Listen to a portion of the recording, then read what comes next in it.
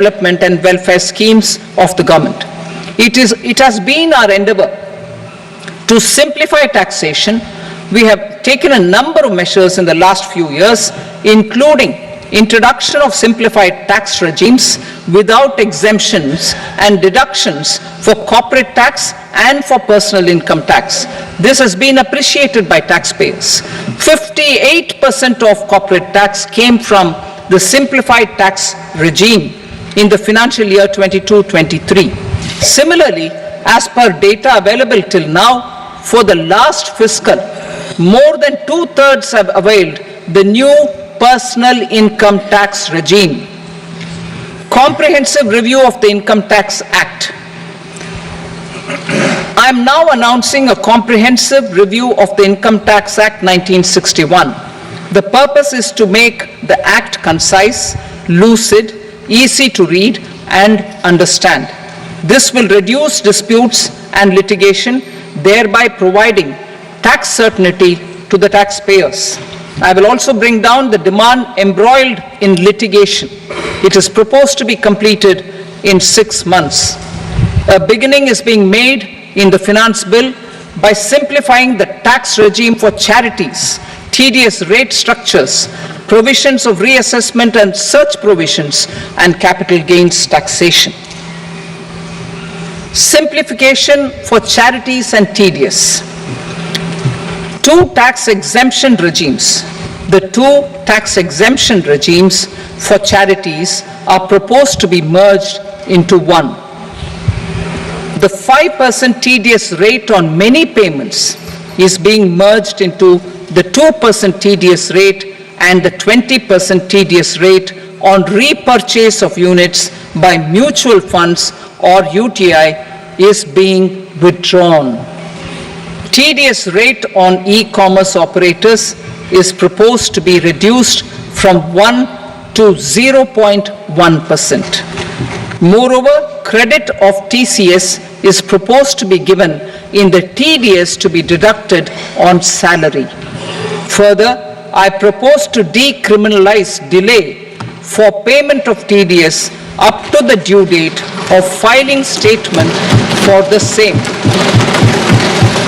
I also plan to provide a standard operating procedure for TDS defaults and simplify and rationalize the compounding guidelines for such defaults. Simplification of reassessment. I propose to thoroughly simplify the provisions for reopening and reassessment.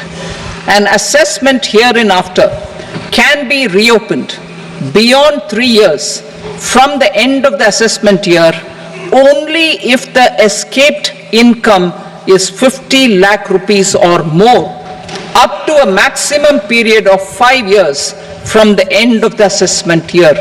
Even in such cases, a time limit of 6 years before the year of the search, as against the existing time limit of 10 years, is being proposed. This will reduce tax uncertainty and disputes. Simplification and rationalization of capital gains. Capital gains taxation is also proposed to be hugely simplified. Short-term gains on certain financial assets shall henceforth attract a tax rate of 20%, while that on all other financial assets and all non-financial assets shall continue to attract the applicable tax rate. Long-term gains on all financial and non-financial assets, on the other hand, will attract a tax rate of 12.5%.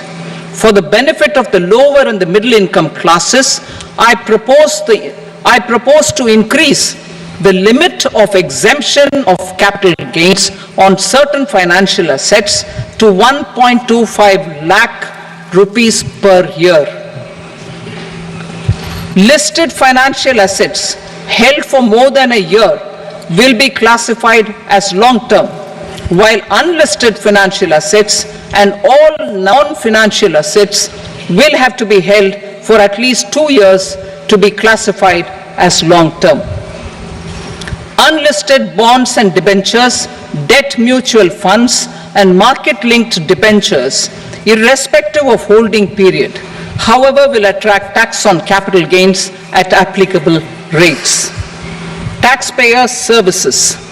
All the major taxpayer services under GST and most services under customs and income tax have been digitalized. All remaining services of customs and income tax, including rectification and order giving effect to appellate orders, shall be digitalized and made paperless over the next 2 years. Litigation and appeals. While our concerted efforts to reduce pendency of appeals at various appellate fora are beginning to show good results, it will continue to engage our highest attention. To dispose of the backlog of first appeals, I plan to deploy more officers to hear and decide such appeals, especially those with large tax effect. For resolution of certain income tax disputes pending an appeal, I am also proposing Vivad Se Vishwas Scheme 2024. Further, I propose to increase monetary limits for filing appeals related to direct taxes, excise, and service tax in the tax tribunals, high courts, and Supreme Court to 60 lakh rupees, 2 crore rupees, and 5 crore respectively, with a view to reduce litigation and provide certainty in international taxation. We will expand the scope of safe harbor rules and make them more attractive. We will also streamline the transfer pricing assessment procedure.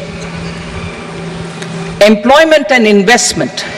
I have a few proposals to promote investment and foster employment. First of all, to bolster the Indian startup ecosystem, boost the entrepreneurial spirit, and to support innovation, I propose to abolish the so-called angel tax for all classes of investors. Second, there is tremendous potential for cruise tourism in India. To give a fillip to this employment-generating industry, I am proposing a simpler tax regime for foreign shipping companies operating domestic cruises in the country. Third, India is a world leader in the diamond cutting and polishing industry, which employs a large number of skilled workers. To further promote the development of this sector, we would provide for safe harbor rates for foreign mining companies selling raw diamonds in the country. Fourth, to attract foreign capital for our development needs, I propose to reduce the corporate tax rate on foreign companies from 40 to 35%. Deepening the tax base. I have a couple of proposals for deepening the tax base. First, security transaction tax on futures and options of securities is proposed to be increased to 0.02% and 0.1% respectively.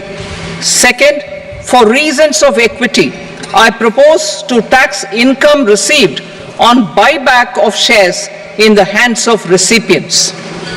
Other proposals: improve social security benefits. Deduction of expenditure by employers towards NPS is proposed to be increased from 10 to 14% of the employee's salary. Similarly, deduction of this expenditure up to 14% of salary from the income of employees in private sector, public sector banks and undertakings opting for the new tax regime is proposed to be provided. Indian professionals working in multinationals get ESOPs and invest in social security schemes and other movable assets abroad. Non-reporting of such small foreign assets has penal consequences under the Black Money Act. Such non-reporting of movable assets up to 20 lakh rupees is proposed to be depenalized. Other major proposals in the finance bill relate to withdrawal of equalization levy of 2%, expansion of tax benefits to certain funds and entities in IFSCs, and immunity from penalty and prosecution to Benamidar on full and true disclosure so as to improve conviction under the Benami Transaction Prohibition Act 1988. Personal income tax. Coming to personal income tax rates, I have two announcements to make for those opting for the new tax regime.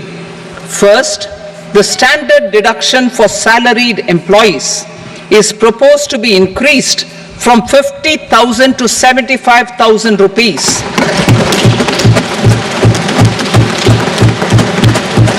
Similarly, deduction on family pension for pensioners is proposed to be enhanced from 15,000 to 25,000 rupees. This will provide relief to about 4 crore salaried individuals and pensioners.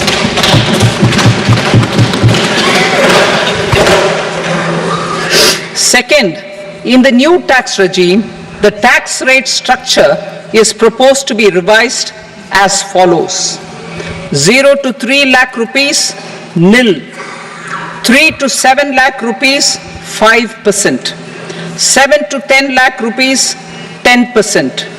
10 to 12 lakh rupees, 15%. 12 to 15 lakh rupees, 20%. And above 15 lakh rupees, 30%. As a result of these changes, a salaried employee in the new tax regime stands to save up to 17,500 rupees in income tax.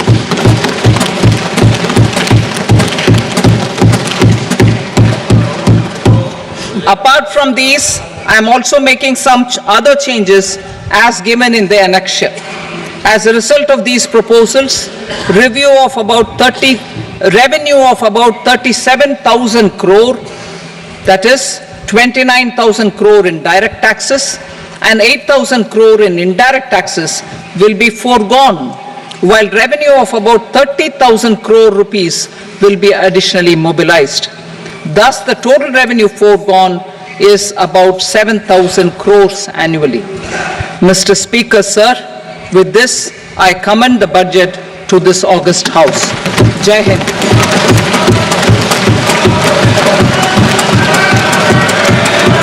Item number 2.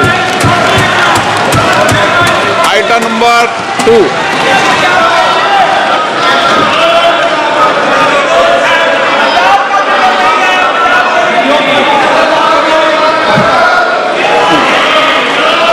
Sir, with your permission, I rise to lay on the table the following statements under Section 3 of the Fiscal Responsibility and Budget Management, FRBM Act 2003, Medium-Term Fiscal Policy cum Fiscal Policy Strategy Statement and Macroeconomic Framework Statement.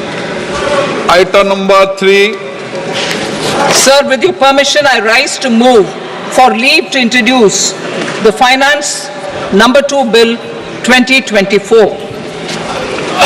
प्रश्न ये कि विधेयक को पुनर्स्थापित करने की अनुमति प्रदान की जाए।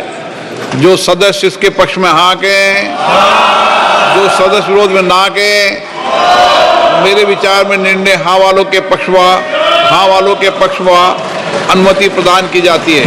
माननीय मंत्री जी, अब विधेयक पुनर्स्थापित करें। Sir, I introduce the bill. Item number 4. The Union Territory of Jammu and Kashmir budget. Sir, I rise to